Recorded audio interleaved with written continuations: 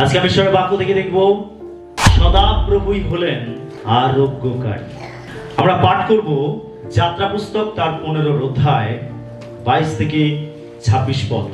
আর মসি ইসরায়েলকে সুর সাগর হইতে অগ্রে চালাইলেন, তাহাতে তাহারা সুর প্রান্তরে গমন করিল, আর 3 দিন প্রান্তরে যাইতে যাইতে জল পাইল না। পরে তাহারা মারাতে উপস্থিত হইল, কিন্তু মারার জল পান করিতে পারিল না, কারণ সেই জল তিক্ত। এই জন্য তাহার নাম মারা, তিক্ততা রাখা হইল। তখন লোকেরা মসির বিরুদ্ধে বচসা করিয়া কহিল, আমরা কি পান করিব? তাহাতে তিনি সদাপ্রভুর উদ্দেশ্যে ক্রন্দন করিলেন, আর সদাপ্রভু তাহাকে একটা গাছ দেখাইলেন। তিনি তাহা লইয়া জলে নিক্ষেপ করিলে জল মিষ্ট হইল। সেই স্থানে সদাপ্রভু ইসরায়েলের নিমিত্ত বিধি ও শাসন নিরূপণ করিলেন এবং তাহার পরীক্ষা লইলেন, আর কহিলেন, তুমি যদি আপন ঈশ্বর সদাপ্রভু রবে মনোযোগ করো, তাহার দৃষ্টিতে যাহা ন্যায্য তাহাই করো, তাহার আজ্ঞাতে কর্ণ দাও ও তাহার বিধি সকল পালন করো, তবে আমি মিশ্রদিগকে যে সকল রোগে আক্রান্ত করিলাম, সেই সকলেতে তোমাকে আক্রমণ করিতে দিব না, কেননা আমি সদাপ্রভু তোমার আরোগ্যকারী। আমেন। আমরা দেখতে পাই যখন ইসরায়েল জাতি তারা মিশর থেকে বেরিয়ে যাচ্ছিল, আর যেতে যেতে তারা আমরা দেখতে পাই যে তাদের কাছে জল ছিল না, জল শেষ হয়ে গেছিল, আর তাদের জলের প্রয়োজন হয়েছিল।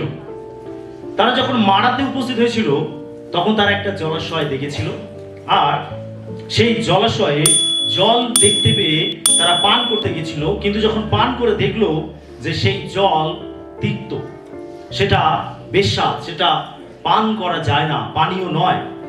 আর তখন তারা মসির বিরুদ্ধে বচসা করতে আরম্ভ করলো যে আমাদেরকে কোথায় নিয়ে আসলে, আমরা মিশরেই ভালো ছিলাম, আর সেখানে তো জল পান করতে পারতাম, কিন্তু এই প্রান্তরে এই মরুভূমিতে নিয়ে এসেছো, এখানে জল নেই, আর যদি বা পেলাম আর সেটা তেতো জল, আর এই জল আমরা পান করতে পারছি না, আমাদের জলের প্রয়োজন। তারা বিভিন্ন ভাবে মসির বিরুদ্ধে বচসা করতে লাগলো। তখন মসি ঈশ্বরের কাছে কাঁদলেন, প্রার্থনা করলেন, আর ঈশ্বর মসিকে তিনি একটি গাছের ডাল দেখালেন। তিনি বললেন যে ওই গাছের ডাল কেটে ওই জলাশয়ের মধ্যে ফেলে দাও, তাহলে ওই জল মিষ্ট জলে পরিণত হবে।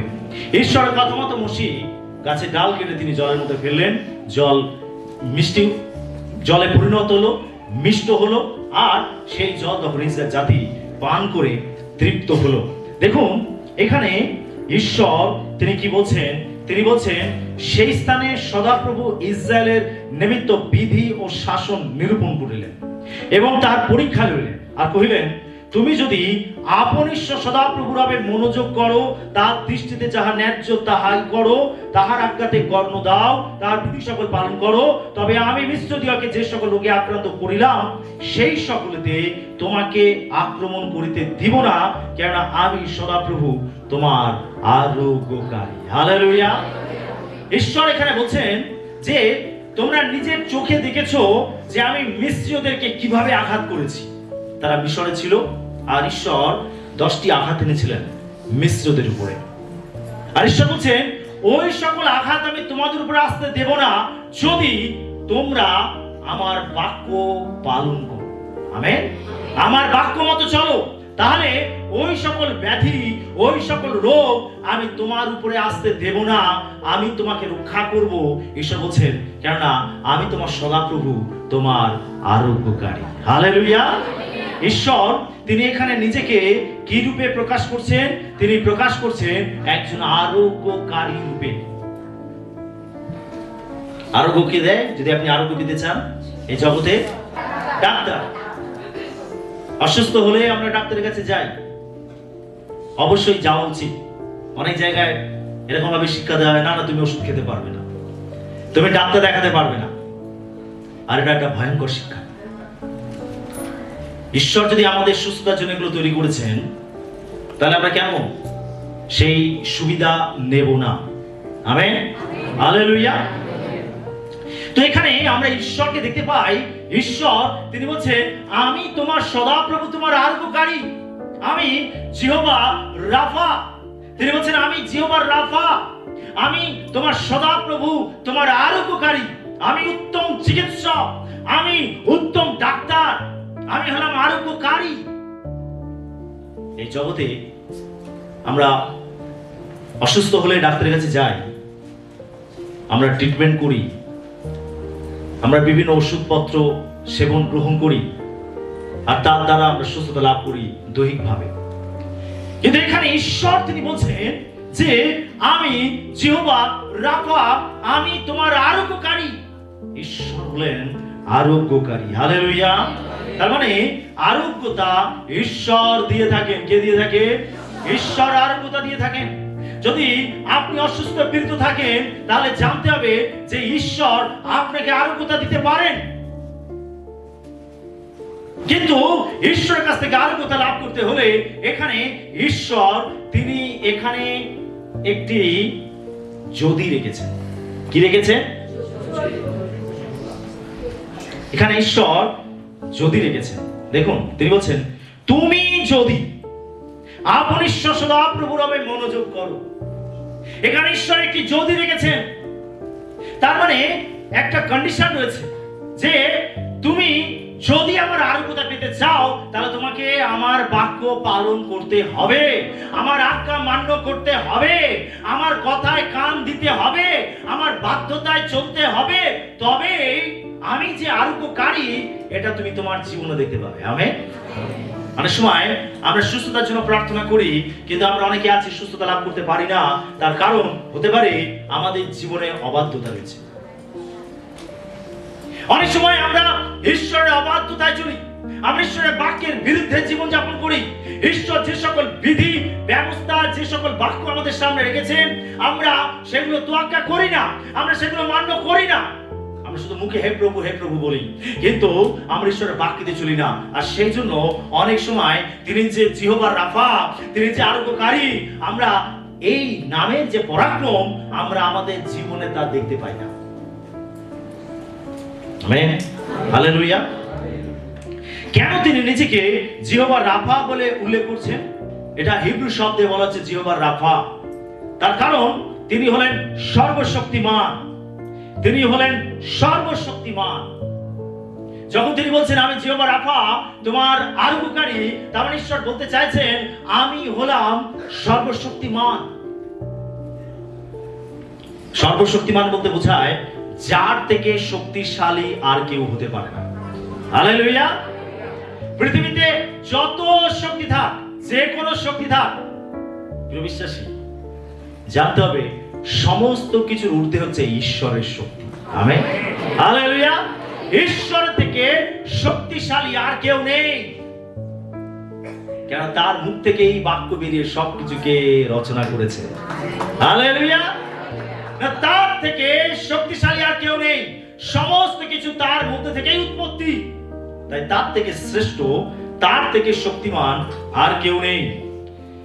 কেন তিনি নিজেকে জিহোবা রাফা বলছেন? তার কারণ সুস্থ করা হলো তার স্বভাব। তিনি সুস্থ না করে থাকতে পারেন না। তিনি দেখবেন এক একজনের এক একটা স্বভাব থাকে, সেই স্বভাব থেকে তাকে কিছুতেই আলাদা করা যায় না। এক একজনের এক এক ধরনের স্বভাব। কেউ বলে অভাবে করছে, কেউ বলে স্বভাবে করছে। কি আমরা সে বলে থাকি না? তো অনেকের অনেক ধরনের স্বভাব থাকে, অনেক ধরনের স্বভাব থাকে। আপনি সেই স্বভাব থেকে তাকে কিছুতেই বের করতে পারবেন না, পৃথক করতে পারবেন না। এটা হচ্ছে তার স্বভাব। ঈশ্বরের একটা স্বভাব রয়েছে, কি বলুন তো? সুস্থতা দেওয়া।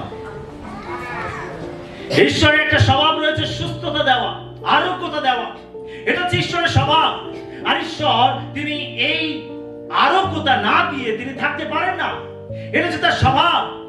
সেজন্য তিনি এখানে বলছেন আমি তোমার আরোগ্যকারী, আমি জিহোবা রাফা। হালেলুয়া। আমি জিহোবা রাফা, আমি তোমার আরোগ্যকারী। তার মধ্যে সুস্থ করার অসীম শক্তি আছে। ঈশ্বরের মধ্যে সুস্থ করার অসীম শক্তি আছে। কি বিশ্বাস করি আমরা? আমরা পুরাতন নিয়মে দেখতে পাই অনেকে সুস্থতা লাভ করেছে।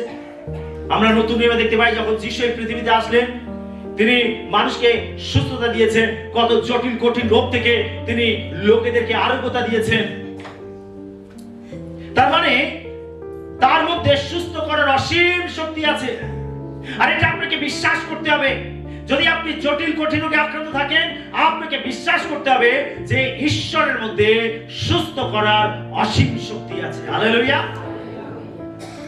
সেটা আপনাকে তাকে আঁকড়ে ধরতে হবে, আপনাকে তার কাছে প্রার্থনা করতে হবে, আপনাকে তাকে বিশ্বাস করতে হবে,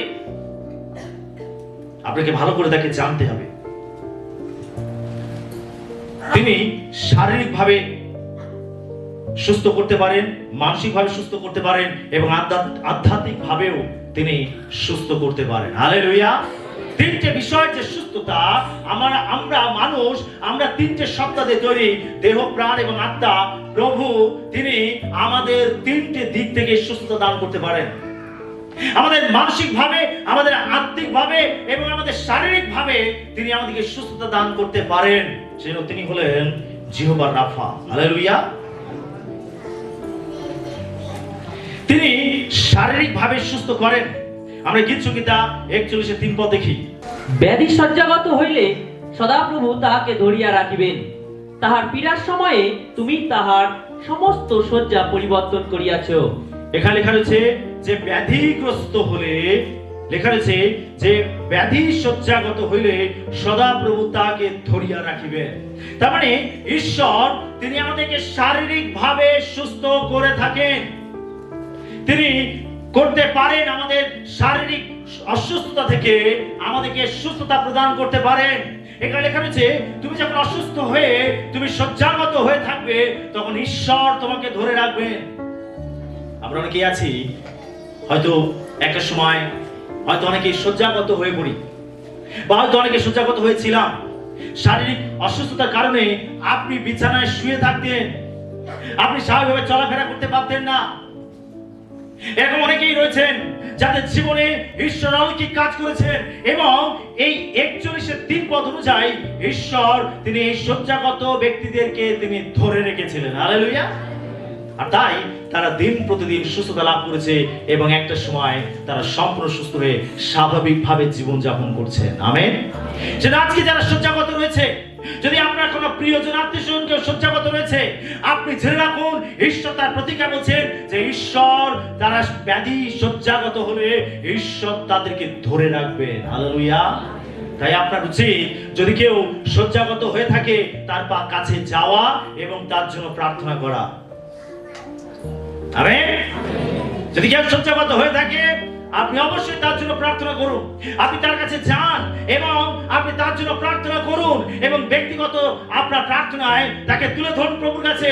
তার কারণ ঈশ্বর তিনি যারা শয্যাগত থাকে, যারা শারীরিকভাবে অক্ষম অসুস্থ হয়ে পড়ে থাকে, ঈশ্বর তাদেরকে ধরে রাখেন। হালেলুয়া। তিনি ত্যাগ করবেন না ওই অবস্থায়, তিনি ছেড়ে চলে যাবেন না। যদি কেউ অসুস্থ পীড়িত হয়ে শয্যাগত হয়ে থাকে, ঈশ্বর তাকে ছেড়ে চলে যাবেন না, ঈশ্বর তাকে ধরে রাখবেন। হালেলুয়া। ঈশ্বর ভগ্ন হৃদয়কে সুস্থ করেন। আমরা গীত সংহিতা 147:3 পদ দেখি। তিনি ভগ্ন চিত্তদিগকে সুস্থ করেন, তাহাদের ক্ষত সকল বাঁধিয়া দেন। লেখা রয়েছে তিনি ভগ্ন চিত্ত দিগকে সুস্থ করেন। যারা হৃদয় ভেঙে যায়, দেখুন আমরা শুধু শারীরিক ভাবে অসুস্থ হই তা নয়, কিন্তু অনেক সময় আমাদের হৃদয় ভেঙে যায়, আমরা হৃদয় থেকে অসুস্থ হয়ে পড়ি। জানেন হৃদয় হলো আমাদের শক্তির কেন্দ্রস্থল। আমাদের বাহ্যিক শক্তি আসে কোথা থেকে? আমাদের ভেতর থেকে।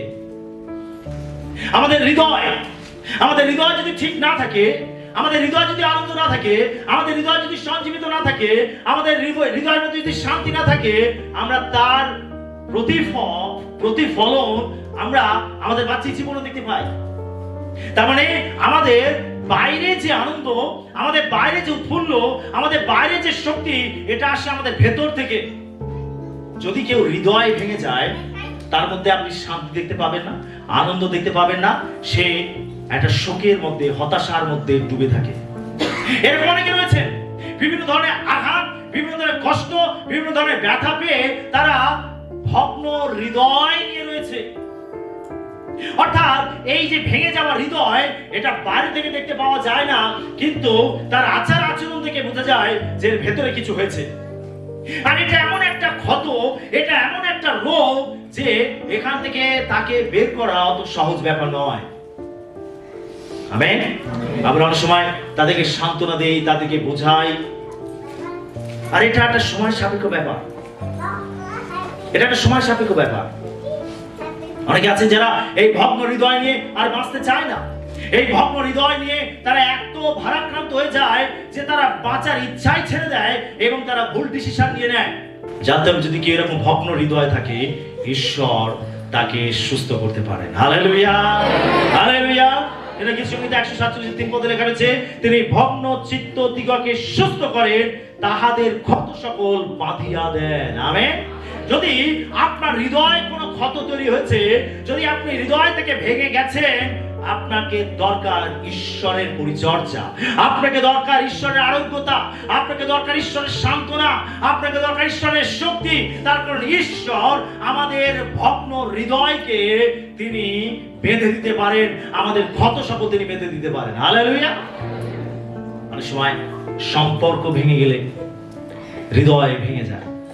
অনেক সময় কথার দ্বারা কেউ কাউকে আঘাত দিলে হৃদয় ভেঙে যায়। অনেক সময় অনেক যাতনা, অনেক কষ্ট সহ্য করতে করতে হৃদয় ভেঙে যায়। আজ বহু মানুষের হৃদয় ভগ্ন, আজ বহু মানুষের হৃদয় ক্ষত, আর এই ক্ষত একমাত্র ঈশ্বর সুস্থ করতে পারেন। আজ যদি আপনার হৃদয়ে কোনো ক্ষত রয়েছে, আপনাকে সব থেকে বেশি প্রয়োজন রয়েছে ঈশ্বরকে। আমেন। সব থেকে বেশি প্রয়োজন রয়েছে ঈশ্বরকে। ঈশ্বরই আপনার হৃদয়ের ক্ষত তিনি বেঁধে দিতে পারেন। আমেন। আপনাকে দরকার ঈশ্বরকে। বিশ্বাস করুন ঈশ্বরকে, তার উপর আস্থা রাখুন, তাকে বিশ্বাস করুন, তার বাক্য মতো চলুন, তার উপরে প্রত্যাশা রাখুন। আপনি জেনে রাখুন, ঈশ্বর আপনাকে ছেড়ে দেবেন না। ঈশ্বর আপনাকে ওই অবস্থা থেকে তুলে ধরবে, তিনি আপনার অবস্থাকে পরিবর্তন করবেন। তার কাছে এই শক্তি আছে, সেই জন্য তিনি দাবি করে বলছেন, আমি তোমার সদা প্রভু, তোমার আরোগ্যকারী, আমি তোমার দেহকে আরোগ্যতা দিতে পারি, আমি তোমার ভগ্ন হৃদয়কে আরোগ্যতা দিতে পারি।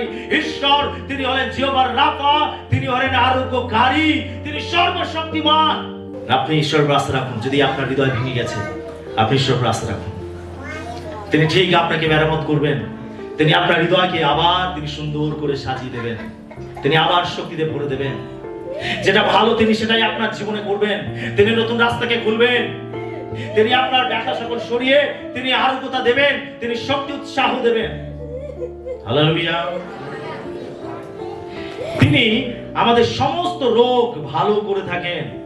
আমরা গীত সংহিতা 103 পদ দেখি, তিনি তোমার সমস্ত অধর্ম ক্ষমা করেন, তোমার সমস্ত রোগের প্রতিকার করেন। লেখা রয়েছে, তিনি তোমার সমস্ত অধর্ম ক্ষমা করেন, তোমার সমস্ত রোগের প্রতিকার করেন। ঈশ্বর সমস্ত রোগের প্রতিকার করেন। বলুন সমস্ত রোগ, সমস্ত রোগ। আবার বলি সমস্ত রোগ। যত প্রকার রোগ আছে, দিন প্রতিদিন নতুন নতুন রোগ আসছে, দিন প্রতিদিন নতুন নতুন ভাইরাস আসছে, দিন প্রতিদিন নতুন নতুন সিমটম আসছে, বিভিন্ন ধরনের রোগ ব্যাধি দিন প্রতিদিন নতুন নতুন ভাবে আসছে। যাই আসুন না কেন, আমাদের ঈশ্বরের উপর আস্থা রাখতে হবে। এটা জানতে হবে যে ঈশ্বর সমস্ত রোগ ভালো করতে পারেন। Amen, hallelujah. এটা আপনাকে ঘোষণা করতে হবে, তিনি আমার সমস্ত রোগ থেকে সুস্থ করতে পারেন। এটা আপনাকে ঘোষণা করতে হবে, আপনাকে বলতে হবে আপনার মুখ থেকে, ঈশ্বর আমার সমস্ত ব্যাধি থেকে আমাকে সুস্থ করতে পারেন, ঈশ্বর আমার সমস্ত রোগ থেকে আমাকে সুস্থ করতে পারেন। তার কারণ বাইবেল এটা বলে, তিনি তোমার সমস্ত অধর্ম ক্ষমা করেন, তিনি তোমার সমস্ত রোগের প্রতিকার করেন। হালেলুয়া। যাই রোগ থাক, যতই জটিল কঠিন রোগ থাক, আপনি ঘোষণা করুন, আপনি বলুন যে প্রভু আমার সমস্ত রোগের প্রতিকার করতে পারেন। হালেলুয়া। যখন আপনি ঘোষণা করবেন ঈশ্বরের বাক্যকে আপনার জীবনে, যখন আপনি ঘোষণা করবেন, আপনার দেহের মধ্যে যখন ঘোষণা করবেন, আপনার মনের মধ্যে, আপনার হৃদয়ের মধ্যে যখন এই বাক্যকে ঘোষণা করবেন, তখন এই বাক্য আপনার দেহের মধ্যে কাজ করতে আরম্ভ করবে। হালেলুয়া। আপনার শিরার মধ্যে কাজ করতে আরম্ভ করবে, আপনার রক্তের মধ্যে কাজ করতে আরম্ভ করবে, আপনার সমস্ত অর্গানের মধ্যে কাজ করতে আরম্ভ করবে। তার কারণ ঈশ্বরের বাক্য হলো জীবন্ত। হালেলুয়া। যা কিছু সৃষ্টি হয়েছে ঈশ্বরের বাক্যের দ্বারা সৃষ্টি হয়েছে। আমেন। সেই বাক্যের মধ্যে জীবন আছে। এই বাক্যকে আমাদেরকে ঘোষণা করতে হবে। তিনি আমার সমস্ত অধর্ম ক্ষমা করেন, তিনি আমার সমস্ত রোগের প্রতিকার করেন। হালেলুয়া। সে ঈশ্বর বলছেন, আমি জিহোবা রাফা। ঈশ্বর সুস্থ করলে তবেই আমরা সুস্থ হতে পারি, তবেই ওষুধপত্র কাজ করে। আমেন। ঈশ্বর সুস্থ করলে তবেই আমরা সুস্থ হতে পারি, তবেই ওষুধপত্র কাজ করে। আমরা জিরোমীয় 17:14 পদ পাঠ করি। হে সদাপ্রভু, আমাকে সুস্থ করো, তাহাতে আমি সুস্থ হইব। আমাকে পরিত্রাণ করো, তাহাতে আমি পরিত্রাণ পাইব, কেননা তুমি আমার প্রশংসা ভূমি। কি লেখা রয়েছে? তুমি আমাকে সুস্থ করো, তাহাতে আমি সুস্থ হব। তুমি আমাকে পরিত্রাণ করো, তাহাতে আমি পরিত্রাণ পাইব। তার মানে ঈশ্বর যদি সুস্থ না করেন, কোনো মেডিসিন কাজ করবে না। ডাক্তার আপনার রোগ ধরতে পারবে না। ডাক্তারও ফেড আপ হয়ে যাবে, ক্লান্ত হয়ে যাবে। ডাক্তার অনেক সময় হাল ছেড়ে দেবে যদি ঈশ্বর সুস্থ না করেন। আমেন। যদি ঈশ্বর সুস্থ করেন, তবেই ডাক্তার ঠিক রোগ ধরতে পারবে, তবেই ঠিক ওষুধ ডাক্তার দিতে পারবে, তবেই সেই ওষুধ আপনার শরীরের মধ্যে কাজ করতে শুরু করবে। যদি ঈশ্বর সুস্থ করেন তবেই। আমেন। সেজন্য আপনি ডাক্তার দেখাচ্ছেন, ঠিক আছে, আমাদের প্রয়োজন আছে। আপনি ওষুধ খাচ্ছেন, ঠিক আছে, আমাদের প্রয়োজন আছে। কিন্তু অবশ্যই সেগুলো করার আগে প্রার্থনা করুন, ঈশ্বরের উপর বিশ্বাস রাখুন। আমেন। প্রভু, তুমি আমাকে সুস্থ করো, তবেই আমি সুস্থ হব, তবেই ডাক্তার ঠিক রোগ ধরবে, তবেই ডাক্তার ঠিক ওষুধ দেবে, তবে সেই ওষুধ আমার শরীরে কাজ করবে। প্রভু, তুমি আমাকে সুস্থ করো, তবেই আমি সুস্থ হব। আমেন। সেজন্য আপনাকে ফোকাসটা ঈশ্বরের দিকে রাখতে হবে, ডাক্তারের দিকে না, ওষুধের দিকে না। ফোকাসটা কোথায় রাখতে হবে? ঈশ্বরের দিকে। কারণ বাইবেল পরিষ্কার করে বলছে, তুমি আমাকে সুস্থ করো, তবেই আমি সুস্থ হব। ঈশ্বর আমাদেরকে সুস্থতা দেয়। আজকে আমরা যারা অসুস্থ পীড়িত রয়েছি, আপনার ফোকাস ঈশ্বরের দিকে দিন, ঈশ্বরের দিকে মনোযোগ দিন, ঈশ্বরের উপর নির্ভর করুন। কারণ তিনি সুস্থ করলে তবেই আপনি সুস্থ হবেন। ঈশ্বরের দিকে যেন আমরা আমাদের ফোকাস দেই। হালেলুয়া। আমরা তার সেবা করার মাধ্যমে আশীর্বাদ ও সুস্থতা লাভ করতে পারি। আমরা যাত্রা পুস্তক তার 23-25 পদ পড়ব। তোমরা আপনাদের ঈশ্বর সদাপ্রভু সেবা করিও, তাহাতে তিনি তোমার অন্ন জলে আশীর্বাদ করিবেন, এবং আমি তোমার মধ্যে হইতে রোগ দূর করিব। আমেন। হালেলুয়া। কি বলছে ঈশ্বর? তিনি বলছে, তার বাক্যে লেখা রয়েছে, তোমরা আপনাদের ঈশ্বর সদাপ্রভুর সেবা করিও। কি করিও? জোরে বলি, কি করিও? তোমরা আপন ঈশ্বর সদাপ্রভুর কি করিও? জোরে বলি, সেবা করিও। সেবা করলে উপকার আছে। ঈশ্বরের সেবা করলে উপকার আছে। আপনি লাভে থাকবেন যদি ঈশ্বরের সেবা করেন। আপনার লোকসান হবে না, আপনার ক্ষতি হবে না। যদি ঈশ্বরের সেবা করেন, আপনারই লাভ হবে, ফায়দাটা আপনারই হবে। এখানে বাইবেল পরিষ্কার করে বলছে, তোমরা আপনাদের ঈশ্বর সদাপ্রভুর সেবা করিও, তাহাতে, যদি সেবা করো তাহলে তিনি তোমার অন্ন জলে আশীর্বাদ করিবেন। হালেলুয়া। ঈশ্বর সুস্থ করলে তবেই ডাক্তার ঠিক রোগ ধরতে পারে, তবেই ডাক্তারের ওষুধ কাজ করতে পারে, তবেই আমাদের দেহ ওষুধের রেসপন্স করতে পারে, যদি ঈশ্বর সুস্থ করে। আরেকটা কথা দেখুন, এখানে বাইবেল বলছে, যদি আমরা ঈশ্বরের সেবা করি, তাহলে ঈশ্বর আমাদের কিসে আশীর্বাদ করবেন? জোরে বলে, কিসে? অন্ন জলে। যে খাবারটা আপনি খাচ্ছেন, যে পানীয়টা আপনি পান করছেন, তা বলে দ্রাক্ষারস নয়। আপনি যেটা খাচ্ছেন সেই খাদ্যেতে ঈশ্বরের আশীর্বাদ থাকবে। আপনি যে পানীয়টা পান করছেন সেটাতে ঈশ্বরের আশীর্বাদ থাকবে। আর ওটা যখন আপনি খাবেন, আপনি পান করবেন, ওটা আপনার শরীরে আরোগ্যতা নিয়ে আসবে। হালেলুয়া। আপনার শরীরে শক্তি নিয়ে আসবে। আপনি যখন খাদ্য খেতে বসেন, আপনি বাক্যগুলোকে দাবি করুন, প্রভু তোমার বাক্যে দিলে খাচ্ছে। যখন আপনি অসুস্থ থাকেন, আপনার খাদ্য সামগ্রীর উপরে হাত রাখুন আর প্রার্থনা করুন, প্রভুর কাছে তুলে ধরুন, তোমার প্রতিজ্ঞায় লেখা রয়েছে তুমি অন্য জলে আশীর্বাদ করবে আর আমি তা গ্রহণ করলে আমি সুস্থ হব।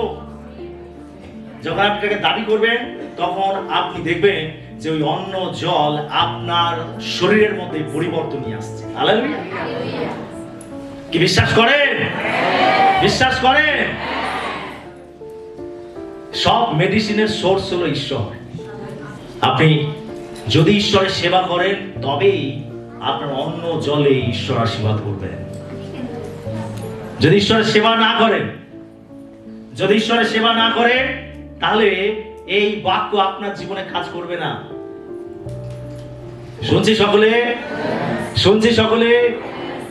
এখানে পরিষ্কার করে লেখা রয়েছে তোমরা আপনাদের ঈশ্বর সদা প্রভুর সেবা করিও, তিনি তোমার অন্ন জলে আশীর্বাদ করিবেন এবং তোমার মধ্যে হইতে রোগকে দূর করিবেন। হালেলুয়া। যদি সেবা না করেন আর দাবি করেন, কাজ করবে না। আত্মিক জগতের নিয়ম এটা। এই নিয়ম ঈশ্বরের বাক্য অনুযায়ী চলবে। ঈশ্বর তার বাক্যে যে নিয়মকে তিনি ঘোষণা করেছেন তখনই এটা কার্যকারী হবে, যখন আপনি সেই নিয়মে চলবেন। সেটা আপনাকে ঈশ্বরের সেবা করতে হবে। কি আমরা ঈশ্বরের সেবা করছি? ঈশ্বরের সেবা করছি? Hallelujah, hallelujah.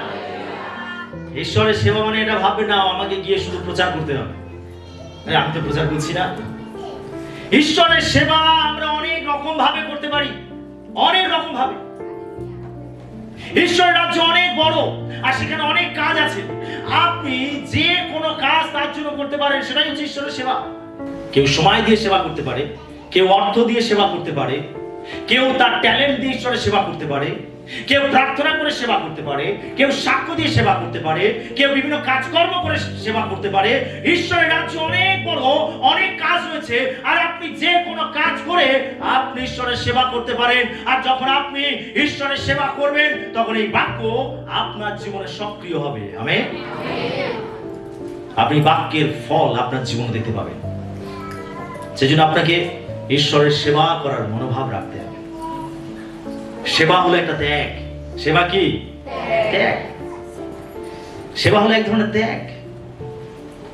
আপনাকে ত্যাগ স্বীকার করতে হবে সেবা করার জন্য। আপনি যে দৌড়ে এসেছেন আজকের উপাসনায়, এটা এক ধরনের সেবা। হালেলুয়া।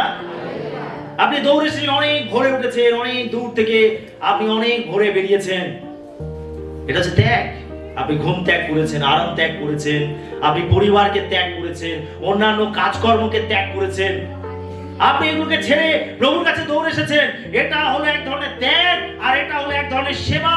আপনি যখন আরাধনা করছেন এটা হলো সেবা, আপনি যখন প্রার্থনা করছেন এটা হলো সেবা। আর আপনি যখন এই সেবা কাজগুলো করবেন তখন ঈশ্বরের এই বাক্য, ঈশ্বরের প্রতিজ্ঞা আপনার জীবনে কাজ করবে। আপনার অন্ন জলে ঈশ্বর আশীর্বাদ করবেন আর এমন আশীর্বাদ করবে যেটা ভোজন করলে, যেটা পান করলে আপনার দেহতে আরোগ্যতা নেমে আসবে, চাঙ্গাই নেমে আসবে, সুস্থতা নেমে আসবে। আপনি শরীরে নতুন শক্তি উত্তম লাভ করবেন। হালেলুয়া। বিশ্বাস করুন, আপনি যে খাবারটা খাচ্ছেন, যে পানীয়টা পান করছেন, হালকা ভাবে নেবেন না। ওটার মধ্যে রহস্য আর লুকিয়ে আছে। আপনার সুস্থতার রহস্য লুকিয়ে আছে। তো ঘোষণা করুন, আপনি যারা অসুস্থ পীড়িত রয়েছেন অবশ্যই এটা করবেন। আপনার খাদ্য পানীয়ের জন্য প্রার্থনা করবেন, এই প্রতিজ্ঞাকে দাবি করবেন। কিন্তু আপনাকে প্রভুর সেবা করার মনোভাব রাখতে হবে। হালেলুয়া। প্রভুর সেবা করার মনোভাব রাখতে হবে। তিনি প্রতিজ্ঞা করে বলেছেন যে আমাদের ক্ষত তিনি বেঁধে দেবেন। আমরা জিরোমিয় 30:17 পদ দেখি। কারণ আমি তোমার স্বাস্থ্য ফিরাইয়া আনিব ও তোমার ক্ষত সকল ভালো করিব, ইহা সদাপ্রভু কহেন। কেননা তাহারা বলে, এ দূরীকৃতা, এ সেই সিয়ন যাহার অন্বেষণ কেহ করে না। দেখুন এখানে লেখা রয়েছে যে বলছে, কারণ আমি তোমার স্বাস্থ্য ফিরাইয়া আনিব ও তোমার ক্ষত সকল ভালো করিব, ইহা কে কহে? সদাপ্রভু কহে। তার মানে ঈশ্বর আমাদের ক্ষত তিনি বেঁধে দেবেন। আমাদের ক্ষত তিনি বেঁধে দেবেন।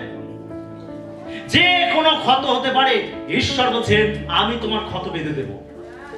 হালেলুয়া। আপনার যত বড় ক্ষত থাকুক, আপনি বিশ্বাস করুন যে ঈশ্বর আপনার ক্ষত বেঁধে দেবেন। এখানে ঈশ্বর প্রতিজ্ঞা করে বলছেন যে আমি তোমার ক্ষত ভালো করিব, ইহা সদাপ্রভু কহেন। এটা ঈশ্বরের প্রতিজ্ঞা। ঈশ্বর যে প্রতিজ্ঞা করেন, তিনি সেই প্রতিজ্ঞা কি ভুলে যান? তিনি সেই প্রতিজ্ঞার বাইরে গিয়ে কি তিনি কাজ করেন? না, তিনি যা বলেন তিনি তা করেন।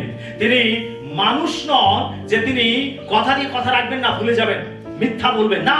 তিনি মানুষ নন, তিনি হলেন স্বয়ং সম্পূর্ণ ঈশ্বর। তার মধ্যে মিথ্যা নেই, ছল নেই, তাড়না নেই, কোন রকম মন্দতা নেই, কোন পাপ নেই। ঈশ্বর হলেন পবিত্র, তিনি হলেন স্বয়ং সম্পূর্ণ। সেটা তিনি যা প্রতিজ্ঞা করেন তিনি সেই প্রতিজ্ঞাকে পালন করে থাকেন। হালেলুয়া।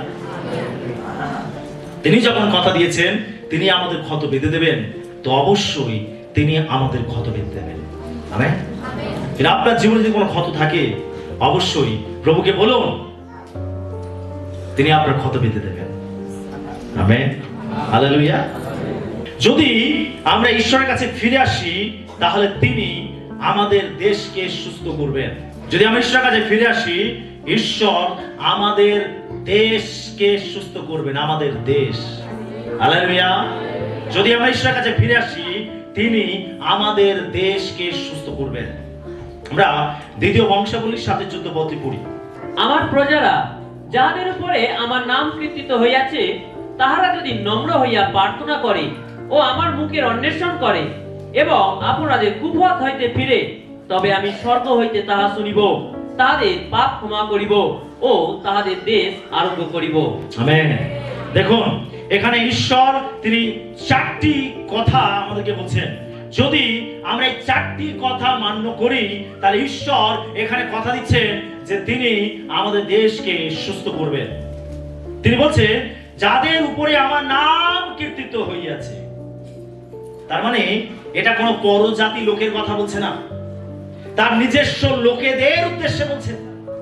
ঈশ্বর তিনি তার নিজের লোকেদের উদ্দেশ্যে এই কথা বলছেন, যাদের উপরে আমার নাম কীর্তিত হইয়াছে। কোন পরজাতির কথা বলছে না। তার মানে বর্তমান দিনে এটা হলো প্রত্যেক খ্রিস্ট বিশ্বাসীর জন্য ঈশ্বরের বাক্য, যাদের উপরে যিশুর নাম কীর্তিত হয়েছে। আমেন। যারা যিশুকে তাদের জীবনে স্বীকার করেছে। সেই সময় ইসরায়েল জাতি যারা ঈশ্বরকে অনুসরণ করতেন, যেহোবা ঈশ্বরকে বিশ্বাস করতেন, তার বাক্য অনুযায়ী চলতেন, ঈশ্বর এই ইসরায়েল জাতির উদ্দেশ্যে বলেছিলেন। আর এই বর্তমান সময় আমরা যারা প্রভু যিশুকে আমাদের জীবনে ত্রাণকর্তা বলে স্বীকার করেছে, এই বাক্য বর্তমান সময় সেই সমস্ত খ্রিস্ট বিশ্বাসীদেরকে বলা হচ্ছে, যাদের উপরে তার নাম কীর্তিত হয়েছে। তিনি বলছেন প্রথমত তারা যদি নম্র হয়ে প্রার্থনা করে। এক হচ্ছে নম্র, 2 হচ্ছে প্রার্থনা, 3 হচ্ছে তার মুখের অন্বেষণ, এবং 4 হচ্ছে তারা যদি কুপথ থেকে ফিরে আসে। হালেলুয়া। এই 4টি কাজ করতে হবে। প্রথমত তাদের নম্র হতে হবে, তাদের প্রার্থনা করতে হবে, তাদের মুখের খোঁজ করতে হবে এবং কুপথ থেকে ফিরে আসতে হবে। আর তবে ঈশ্বর বলেন আমি তাহা শুনিব, পাপ ক্ষমা করিব এবং তোমাদের দেশকে আরোগ্যতা দেব। হালেলুয়া। কারণ এই 4টি কাজ খ্রিস্ট বিশ্বাসীদেরকে করতে হবে। তাদের নম্র হতে হবে। কি হতে হবে? 1 নম্বর, সকলে জরুরি। 1 নম্বর কি হতে হবে? 2 নম্বর কি করতে হবে? প্রার্থনা করতে হবে। 3 নম্বর কি করতে হবে? তার মুখের খোঁজ করতে হবে। এবং 4 নম্বর কুপথ থেকে ফিরে আসতে হবে। এই 4টি কাজ যখন আমরা করব, তখন ঈশ্বর এখানে কথা দিচ্ছেন আমি তোমাদের দেশকে আরোগ্য দেব। হালেলুয়া। আমরা যারা খ্রিস্ট বিশ্বাসীরা রয়েছি, আমাদের প্রত্যেকের উচিত নম্র হওয়া, আমাদের প্রত্যেকের উচিত প্রার্থনা করা, আমাদের প্রত্যেকের উচিত ঈশ্বরের মুখকে খোঁজা, আমাদের প্রত্যেকের উচিত কুপথ থেকে ফিরে আসা।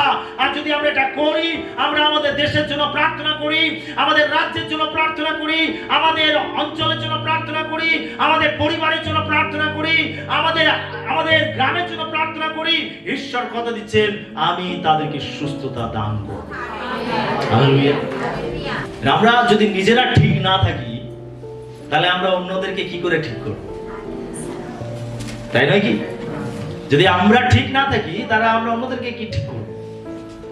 আমরা চাই যে পরজাতিরা বিশ্বাস করুক, আমরা চাই যে ওই বন্ধুটা বিশ্বাস করুক, আমরা চাইছি ওই লোকটি বিশ্বাস করুক। আরে যদি আমাদের জীবন ঠিক না থাকলো তাহলে আমরা তাদেরকে কি করে ঠিক করব? তারা বলবে আরে তোমার জীবনই তো ঠিক নেই। আমেন। সেজন্য প্রথমে ঈশ্বর কি বলছে? যাদের উপরে আমার নাম কীর্তিত হয়েছে। আজকে আমরা যারা খ্রিস্ট বিশ্বাসী, আমরা বহু খ্রিস্ট বিশ্বাসী আছি, আমরা পাপ থেকে ফিরতে চাই না। আমরা বহু খ্রিস্ট বিশ্বাসী আছি, আমরা পাপেতেও থাকি, প্রভুতেও থাকি।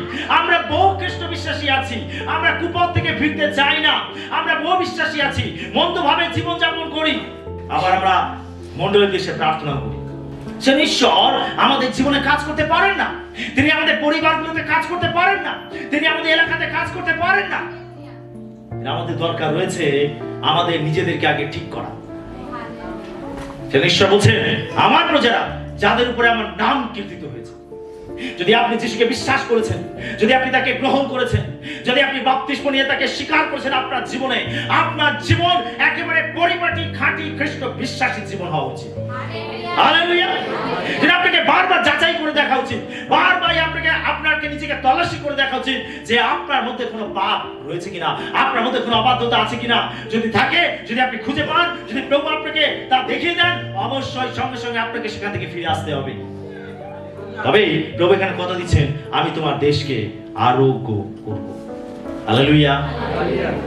আপনি যে এলাকাতে বাস করেন, আপনার পাড়া, আপনার প্রতিবেশী, আপনার গ্রাম, আপনার শহর, আপনার রাজ্য, কি একজন খ্রিস্ট বিশ্বাস হিসেবে আমরা কি চাই না প্রভু প্রত্যেকের জীবন আলোকিক কাজ করুন? তাহলে আমরা যারা খ্রিস্ট বিশ্বাসী রয়েছে আমাদের জীবন অনেক পরিপক্ক হতে হবে, আমাদের জীবন অনেক খাঁটি হতে হবে, আমাদের জীবন ঈশ্বরের বাক্য অনুযায়ী হতে হবে। তবেই আমার আপনার প্রার্থনা আমাদের এরিয়া, আমাদের এলাকার উপরে প্রভাব ফেলবে, নচেত কোনো কাজ করবে না। জানেন এক একটা অঞ্চলে, এক একটা এরিয়াতে এক এক ধরনের দুষ্ট আত্মা কবজা করে থাকে, তারা এক একটা ভৌগোলিক অবস্থানে কাজ করে। আমরা যখন দানিয়েলের পুস্তক পড়ি আমরা দেখতে পাই যে দানিয়েল তিনি যখন 21 দিনের প্রার্থনা করছিলেন তখন পারস্যের রাজা কি বলছে? পারস্যের রাজা সেই প্রার্থনাটাকে আটকে রেখে দিয়েছিল, প্রার্থনার উত্তরকে আটকে রেখেছিল। আর মিখাইল এসে তিনি কি করলেন? সেই প্রার্থনার উত্তরটাকে মুক্ত করলেন এবং দানিয়েলের জীবনে পাঠালেন। আমেন।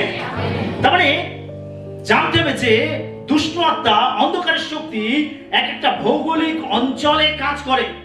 শয়তান মানুষকে ব্যবহার করে যাতে ঈশ্বরের সেবায় তারা বাধা দিতে পারে, সুসমাচারে বাধা দিতে পারে। তার কারণ তারা জানে যদি মানুষ সুসমাচার শোনে, মানুষ যদি ঈশ্বরের উপস্থিতির মধ্যে যায়, তাহলে তারা পরিত্রাণ পেয়ে যাবে, রক্ষা পেয়ে যাবে, উদ্ধার পেয়ে যাবে, নরক খালি হয়ে যাবে, স্বর্গ ভরে যাবে। আর সেই জন্য শয়তান বাধা দেয়, বিভিন্ন পরিস্থিতি তৈরি করে, মানুষকে ম্যানিপুলেট করে, মানুষের মধ্যে রাগ, ক্রোধ এগুলোকে তৈরি করে যাতে মানুষ এসে ঈশ্বরের কাজকে থামাতে পারে, মানুষ এসে ঈশ্বরের কাজকে বাধা দিতে পারে। সেজন্য খ্রিস্ট বিশ্বাসীদের উপর তাড়না হয়, খ্রিস্ট বিশ্বাসীদের উপর অত্যাচার হয়। এগুলো হচ্ছে শয়তানের কার্য। আর এগুলো একদিন শেষ হবে। একদিন যখন প্রভু যীশু খ্রিস্ট এই পৃথিবীতে ফিরে আসবে, তখন ঈশ্বরের লোকেরা, ধার্মিকেরা, বাইবেল বলছে তারা সূর্যের মতো দেদীপ্যমান হবে। হালেলুয়া। আপনার জ্যোতি প্রকাশিত হবে। লোকেরা যতই আপনাকে থামানোর চেষ্টা করুক, তাড়না করুক, অত্যাচার করুক, একদিন সমস্ত মানুষ দেখতে পাবে যে আপনি সূর্যের মতো জ্বলজ্বল করছেন।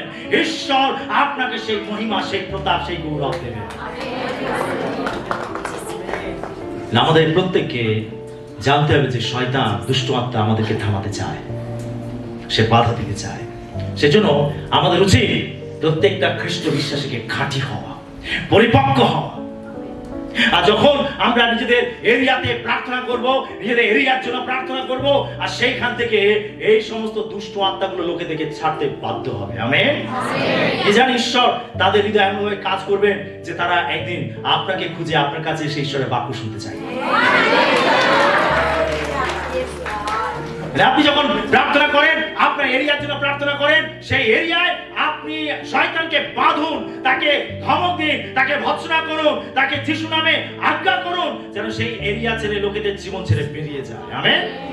বাইবেল বলছে এই যুগের দেব তাদের চোখকে অন্ধ করে রেখেছে, সেই জন্য খ্রিস্টের সুসমাচারের দীপ্তি তাদের হৃদয়ে উদিত হয় না। এই যুগের দেব তাদেরকে অন্ধ করে রেখেছে। আপনি সেই প্রত্যেকটা প্রত্যেকটা দুষ্ট আত্মাকে বাঁধুন যিশু নামে। যখন আপনি প্রার্থনা করেন আপনার এরিয়ায়, আপনার অঞ্চলে, আপনার পাড়ায়, আপনার গ্রামে আপনি শয়তানকে বাঁধুন, তারা মুক্ত হবে। আমেন। প্রার্থনায় ক্ষমতা আছে, প্রার্থনায় শক্তি আছে। আমেন। প্রার্থনা পারে মানুষের জীবনকে মুক্ত করতে। এটা আমাদের এক একটা এরিয়ার জন্য আমাদের প্রার্থনা করা উচিত। আপনি যে যে এরিয়া রয়েছেন, আমরা কত এরিয়া থেকে এখানে এসেছি, তাই না? ঈশ্বর চান যে আপনি প্রত্যেকটা এরিয়ার জন্য প্রার্থনা করেন, আপনি আপনার এরিয়ার জন্য প্রার্থনা করেন। আর এইভাবে একজন যদি আমরা প্রার্থনা করি আর প্রত্যেকটা এরিয়াকে যদি একসঙ্গে জুড়ে দেই, তাহলে আমরা দেখব যে কত বড় এরিয়ার জন্য আমরা প্রার্থনা করছি। এটা সামান্য ভাববেন না, এটা হালকা ভাবে নেবেন না। ও আমি একা, এই গ্রামে আমি একা বিশ্বাসী, ও এই পাড়ায় কেবল আমি একা যিশু যিশু করি, আর সবাই আমাকে চেপে ধরে রেখেছে। ও আমি একা।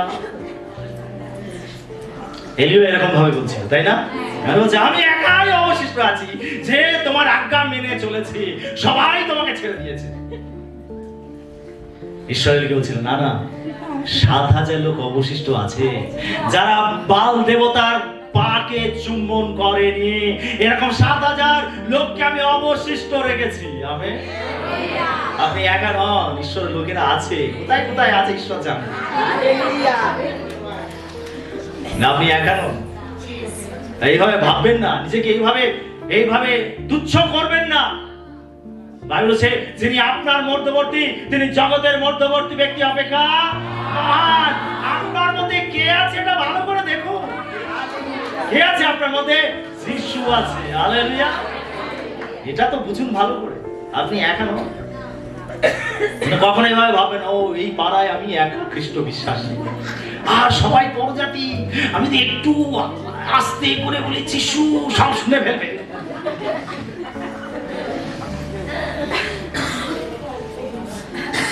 আপনি একা নন, আপনার মধ্যে যিনি আছেন তিনি পরাক্রমী। হালেলুয়া। এইভাবে ভাববেন না।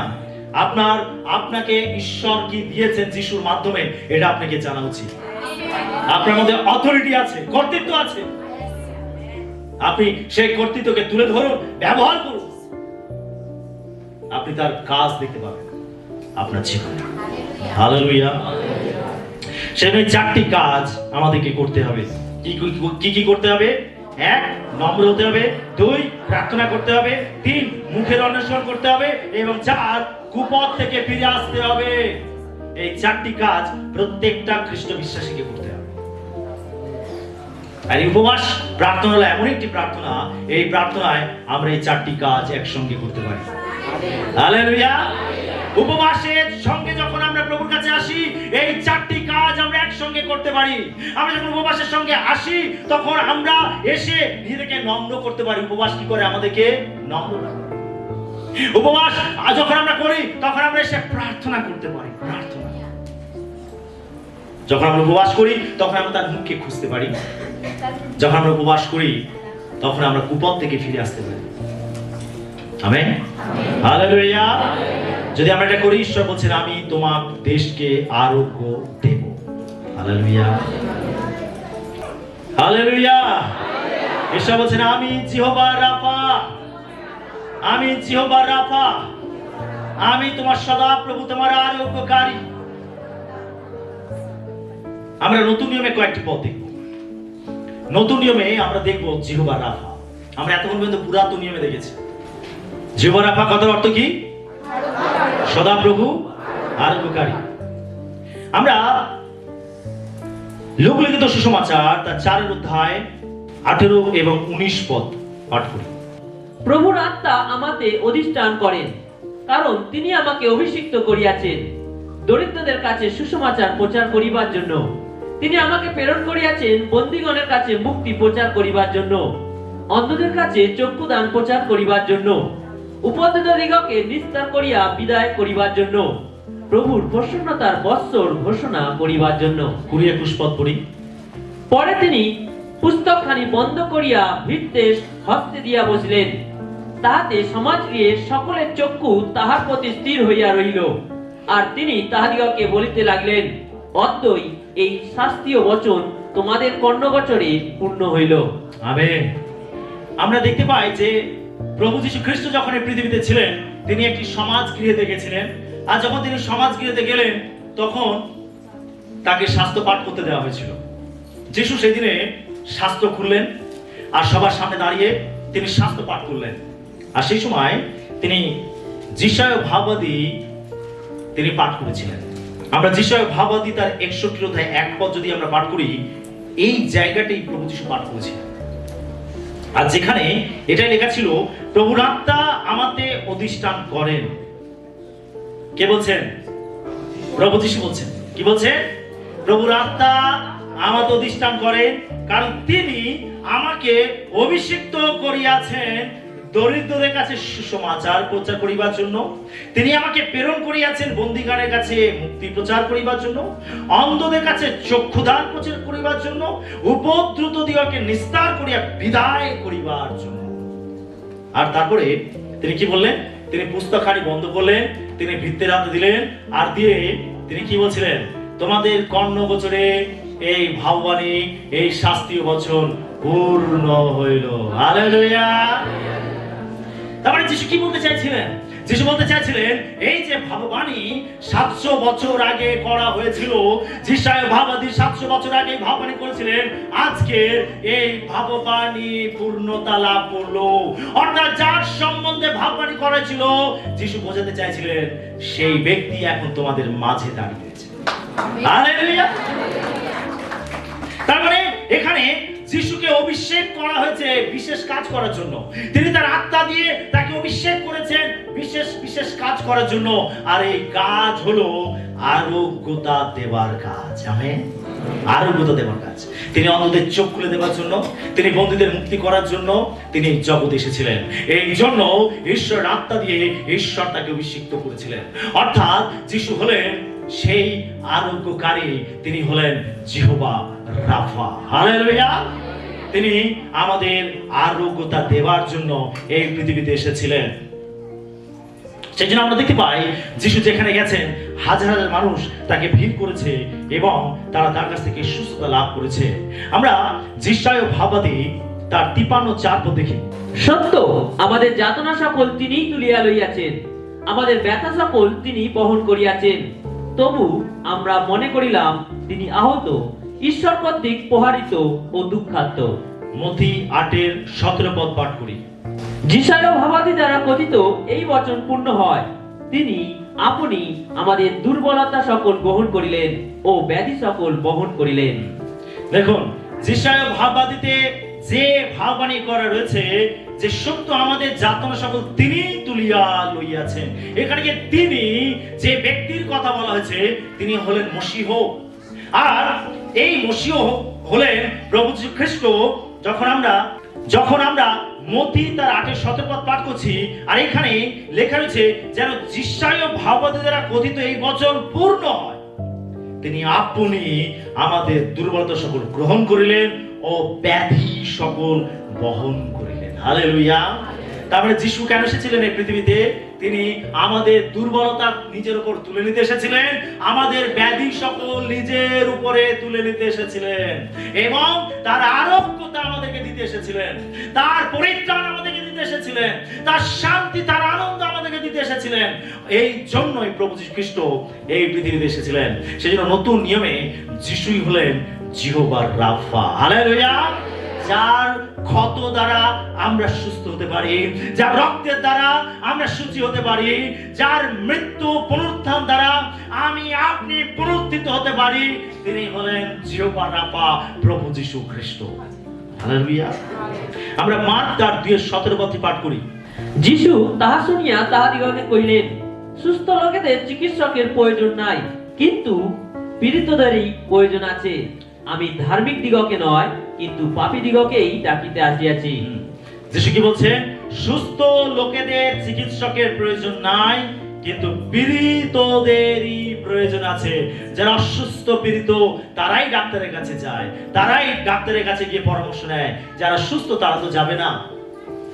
যিশু বলছেন, আমি ধার্মিকদেরকে নয়, আমি পাপীদেরকে ডাকতে এসেছি। হালেলুয়া। যে মনে করে আমি ধার্মিক, তাকে যিশুর কাছে আসা দরকার নেই। যারা ফরিসিরা, অধ্যাপকরা, তারা নিজেদেরকে ধার্মিক বলে মানত। তারা মসির ব্যবস্থা পালন করত, আর সেই জন্য তারা নিজেদেরকে ধার্মিক বলে মানত, সেই জন্য তারা যিশুকে বিশ্বাস করেনি, গ্রহণ করে। কিন্তু যারা পাপী, যিশু তাদেরকে ডাকতে এসেছিলেন। আজকে এখানে আমরা যতজন পাপী মানুষ আছি, প্রভু আমাদেরকে ডাকতে এসেছিলেন। কি আমরা এখানে কেউ ধার্মিক ব্যক্তি আছি? হ্যাঁ, সবাই পাপী। সেই জন্য আমরা এখন প্রভুর কাছে, কারণ প্রভু আমাদেরকে ডাকতে এসেছিলেন, আমাদের মতো পাপীদেরকে ডাকতে এসেছিলেন। এই ওখান থেকে তুমি এসো, এই ওখান থেকে তুমি এসো, এই ওখান থেকে তুমি এসো, তুমি পাপী, তুমি পাপী, তুমি পাপী। আজকে আমরা যারা এটা বুঝতে পেরেছি আমি পাপী, আমার পরিত্রাণের প্রয়োজন আছে, আর একমাত্র যিশুই পরিত্রাণ দিতে পারে, তাই আমরা যিশু ডাকে সাড়া দিয়ে তার কাছে এসেছি এবং বিশ্বাসের মাধ্যমে আমরা পরিত্রাণকে গ্রহণ করেছি। হালেলুয়া। আর যারা নিজেকে ধার্মিক মনে করে তারা কেউ প্রভুর কাছে আসবে। যিশু বলছে আমি ধার্মিকদেরকে নয়, আমি পাপীদেরকে ডাকতে এসেছি। আমরা যিশুর ডাকেতে সাড়া দিয়ে তার কাছে এসেছি। আমেন। তিনি বলছেন যে সুস্থ লোকেদের চিকিৎসকের প্রয়োজন নাই, কিন্তু পীড়িতদেরই প্রয়োজন আছে। তার মানে যিশু কি বোঝাতে চাইছেন? তিনি হলেন জিহোবা রাফা। তিনি আরোগ্যতা দেন।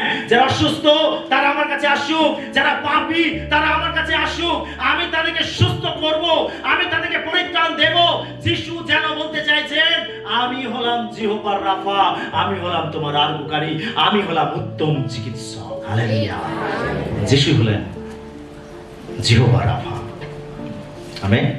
আমরা 4টি সুসমাচার পড়লে দেখতে পাই যে যিশু বহু অসুস্থ রোগীদেরকে সুস্থ করেছেন।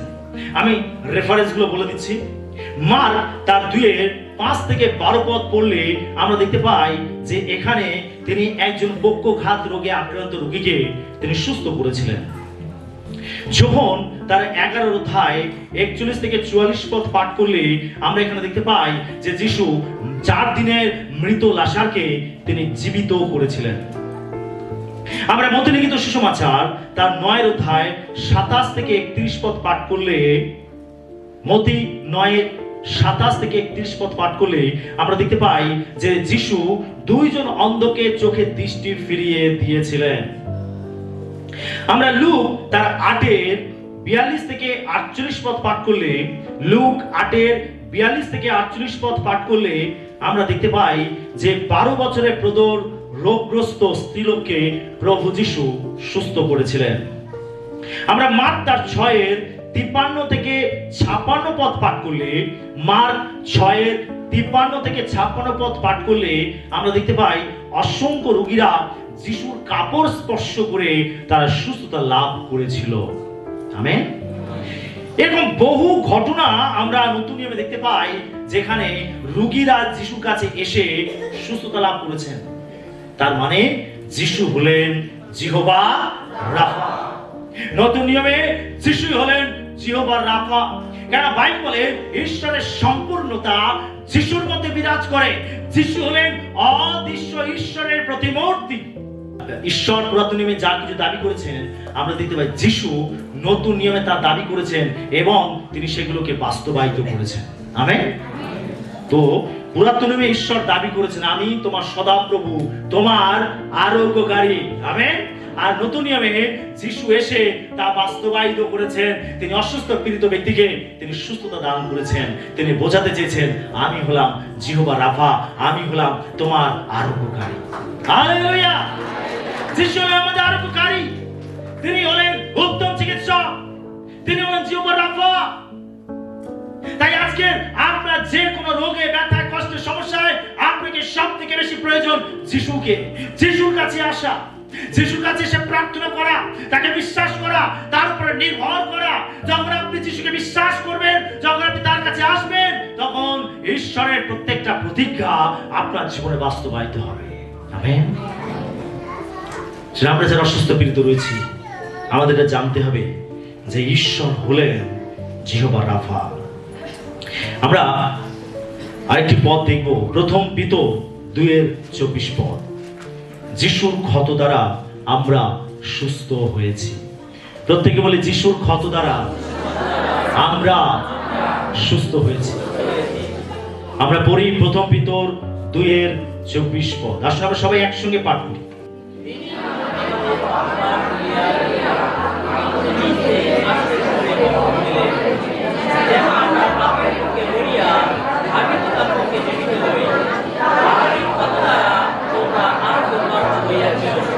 আমেন। যিশু তিনি নিজে আমাদের পাপের ভার তুলে নিয়েছেন, তিনি আমাদের ব্যাধি নিজের উপর তুলে নিয়েছেন এবং তিনি তার দেহকে ক্ষত বিক্ষত করেছেন এবং এখানে বাইবেল বলছে তার ক্ষত দ্বারা তোমরা আরোগ্য প্রাপ্ত হইয়াছো। হইয়াছো কোন সময়ের কথা বলছে? হ্যাঁ, অতীত হয়ে গেছে, এটা হবে, এটা বলা হয়নি, ভবিষ্যতের কথা বলা হয়নি। হইয়াছো। আজ থেকে 2026 বছর আগে প্রভু যিশু আমাকে আপনাকে সুস্থ করার জন্য তার নিজের দেহকে ক্ষত বিক্ষত করেছিলেন। হালেলুয়া। এবং তার ক্ষত সকল দ্বারা আমরা সুস্থ হয়েছি। আমরা কি বলবো? তার ক্ষত সকল দ্বারা আমরা সুস্থ হয়েছি। হালেলুয়া। যিশু তার ক্ষতের মাধ্যমে আমাদের ব্যাধিকে তুলে বহন করেছে। যখন তাকে 39 বার বেত্রাঘাত করা ছিল, তার মানে সেই সময় তিনি আমাদের ব্যাধিগুলো তুলে নিচ্ছিলেন। যখন তার মাথায় কাঁটার মুকুট পরানো ছিল, তার মানে তিনি আমাদের ব্যাধি সকল তুলে নিচ্ছিলেন, তিনি আমাদের পাপের বোঝা তুলে নিচ্ছিলেন। যখন তিনি ক্রুশকে তুলে বহন করছিলেন, তিনি আমাদের বোঝা সকল নিজের উপর তুলে নিচ্ছিলেন। যখন তাকে ক্ষত বিক্ষত করা ছিল, তিনি আমাদের ব্যাধি তুলে নিচ্ছিলেন, আমাদের যাতনা তুলে নিচ্ছিলেন এবং তিনি তার আরোগ্যতা আমাদেরকে দিচ্ছিলেন। একটা আদান প্রদান ঘটছিল আত্মিক জগতে। আমেন। সেটা আপনি এই উত্তম চিকিৎসককে, জিহোবা রাফাকে বিশ্বাস করুন। যিশু হলেন নতুন নিয়মের জিহোবা রাফা। তিনি আপনার ব্যক্তিগত আরোগ্যকারী। হালেলুয়া। আপনার ব্যক্তিগত, আপনার নিজের জন্য যিশু হলেন আরোগ্যকারী। বলুন যিশু। প্রত্যেকে বলেন আমার আরোগ্যকারী। যিশু আমার আরোগ্যকারী। যিশু আমার ব্যাধি নিজের উপর তুলে নিয়েছে। যিশু আমার রোগ নিজের উপর তুলে নিয়েছে। যিশু আমার পাপ নিজের উপর তুলে নিয়েছে। যিশু আমার অভিশাপ নিজের উপরে তুলে নিয়েছে।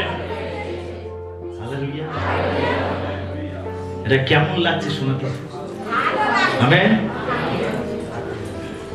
আপনি প্রভুকে ধন্যবাদ দেবেন যে প্রভু তোমাকে ধন্যবাদ,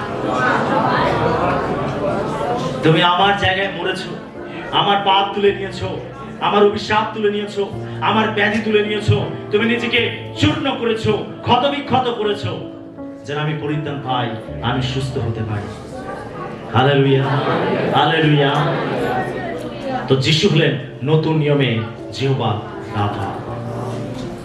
ঈশ্বর হলেন আরোগ্যকারী।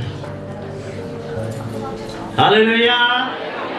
যদি আমরা প্রত্যেকে যিশুর এই আরোগ্যতা লাভ করতে চাই, যদি আমরা প্রত্যেকে ঈশ্বরের এই আরোগ্যতা লাভ করতে চাই, তাহলে ঈশ্বর আমাদের সামনে যে চুক্তি রেখেছেন সেই চুক্তিকে আমাদের পূরণ করতে হবে। কি মনে আছে সেই চুক্তি? কি বলুন তো? যাত্রা পুস্তক 15:26 পদটা আমরা সবাই একবার পাঠ করি একসঙ্গে। সবাই, তুমি যদি